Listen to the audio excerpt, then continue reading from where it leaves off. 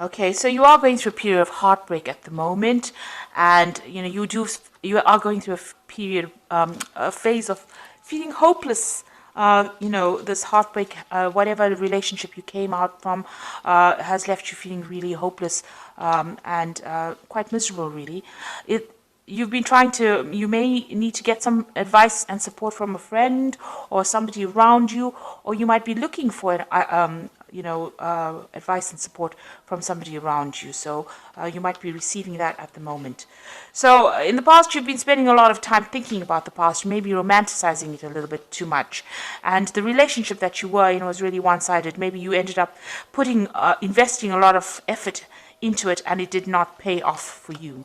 Now, going into the future, you've got a peace and harmony coming in with you for you. So it looks like you might be meeting somebody, but there's definitely a sense that you will get over all this heartbreak and hopelessness, and reach a kind of balance in your life.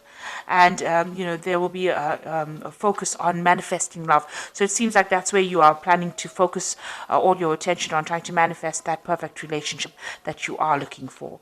So those are the energies for those 2 weeks.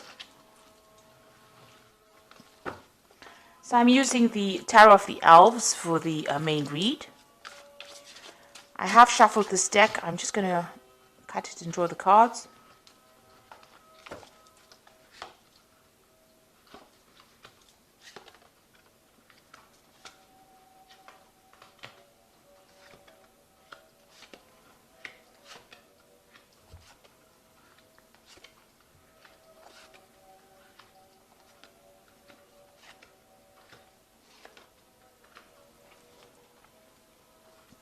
So at the bottom of the deck is the Four of Cups. So it looks like that relationship that you were in fizzled out because you both lost interest in each other. You all seem to have had different visions for the future, and you're going on different pathways. You can see that both of these people are looking in 2 different directions. There were lots of problems within that relationship, and even though it seemed on the outside to be quite good, and there seemed to be love in that relationship, it seems like you all had lost the spark, and it seems like you all had different expectations about what you wanted from the future. So you're dealing with that energy at the moment, where you have both gone your separate ways. So you've got the Three of Pentacles over here. It seems like you have made a decision about what you want to do. Maybe people around you not really agreeing with whatever you've decided, but you have assessed the situation and decided, you have made your decision. You know what you want to do now in life. You're taking a stand for what you want, despite the fact that people are not really in agreement with it. Now, in that relationship in itself, there seems to have been quite a power struggle that went on. There seems to be a lot of drama, and there might have been a lot of loss as well associated with it. So you might have invested in it, and there may have not been any kind of rewards. And as you can see, both of you struggling for power over here. So this is the reason why maybe you've decided to take your lot and leave that relationship behind.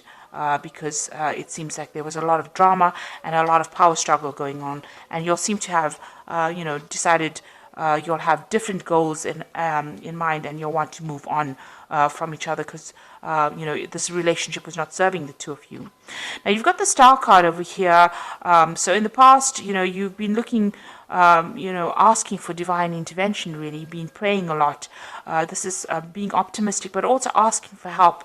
Meditating a lot, maybe sharing your spiritual practices as well with the Star card. And you've been trying to manifest something new in your life as well in the past few months. So you've been making, different efforts to try and get, maybe you've been trying to bring this relationship back on track, and maybe it hasn't, gone the way that you want, and you have been working very hard at it. And trying, all kinds of tricks up your sleeve to get this relationship back on track again. But maybe because it hasn't worked out, because nothing seems to be going the way that you've been trying to manifest it, you've decided to walk away and leave it behind because it's no longer serving you. So maybe you have decided now to put an end to that relationship. It certainly seems, you have this choice to make, this is an important decision that you're holding back from making. You haven't made it yet because you know that maybe giving up this relationship, the relationship is quite precious to you. This is something important to you, and you have to, sacrifice it in order for you to either get your freedom and move on, or get sacrifice something to get peace of mind, or sacrifice something to get your be able to speak your truth or get your confidence back. So it looks like you are facing some kind of decision, some kind of important decision where something needs to be sacrificed in order for you to move on. Now, what's happening with you? It seems like maybe people working around you have their own agendas. Maybe the person that you're dealing with is also not telling you the truth, or whatever they're doing it for their own personal gain. So maybe that person that you're dealing with is, not speaking the truth.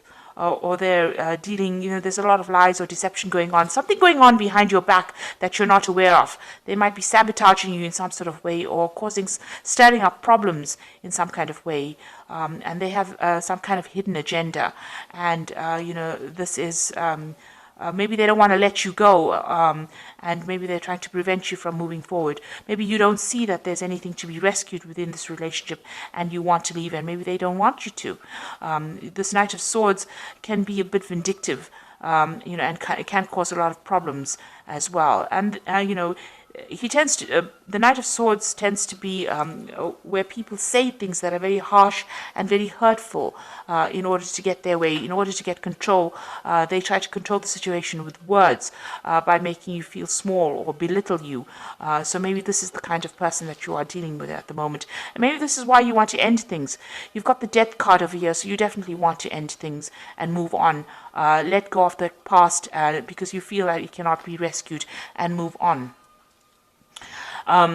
So your hopes and fears, you feel that whatever promises this person is making to you is not based in reality. You've got this Knight of Cups over here, which tends to be a bit of a dreamer card, but it also tends to be somebody who, lies, really, presents something it's too good to be true, and it generally usually is too good to be true. So they may have made promises to you, and they're not living up to the expectations. They're pretending, that they can deliver certain promises to you, and they're not doing that. So, it's almost as though whatever they're saying is larger than life. Maybe you're tired of having promises being made and not being fulfilled. So, you don't want to continue in that kind of relationship.